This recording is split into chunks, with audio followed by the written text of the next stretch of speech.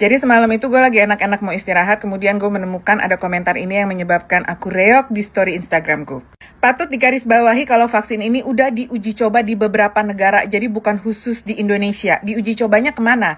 Ke manusia kah? Ke kodok kah? Ke siapa? Jelas-jelas dilansir oleh Tempo, baru aja ada berita kalau Indonesia itu sudah punya partisipan sebanyak 2.095 orang. Yang mana menurut Bapak Aji ini, perwakilan dari Kemenkes, dia bilang kalau rekrutmennya itu baru kelar bulan April kemarin, tanggal 16 April 2025. Sudah ada uji klinis ya guys ya untuk vaksin ini, dan BPOM juga sudah mengeluarkan ringkasan hasil evaluasi permohonan persetujuan pelaksanaan uji klinik. Sehingga buat kalian yang percaya dengan Bill and Melinda Gates dan BPOM kita gitu ya, monggo silakan, go ahead, nggak apa-apa. Aku bukan anti-vax kok guys. Aku waktu COVID itu aku vaksin 2 kali loh. Sampai terakhir itu mau 3 kali, tapi peduli lindunginya udah nggak ada lagi gitu, karena katanya corona udah nggak ada. Tolong ingat ketika Bill Gates lagi heboh banget dengan vaksin polio terbaru, yang mana ternyata kalau misalnya kalian tahu vaksin polio untuk di negara berflower dengan vaksin polio di negara maju tuh beda guys. Baca ya, jadi oral polio vaksin yang digunakan untuk negara-negara berkembang itu mengandung virus yang sudah dilemahkan. Jadi virusnya ini ada dan masih hidup.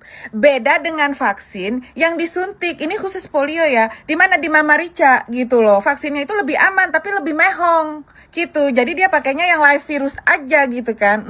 Sekalian tes. Makanya kalian baca di sini mutant strains of polio vaccine, artinya vaksin polio yang dalamnya isinya virus yang hidup itu ternyata bermutasi menjadi virus polio yang baru. Oleh karena itu dia harus bikin antivirus lagi, harus bikin vaksin baru lagi, terus aja begitu sampai kiamat Babang Bill. Dan korbannya itu banyak banget walaupun tidak ada di pemberitaan seperti CNN, CNBC dan lain-lain. Ya iyalah. Ya kan? Unqualified failure in polio vaccine policy left thousands of kids paralyzed.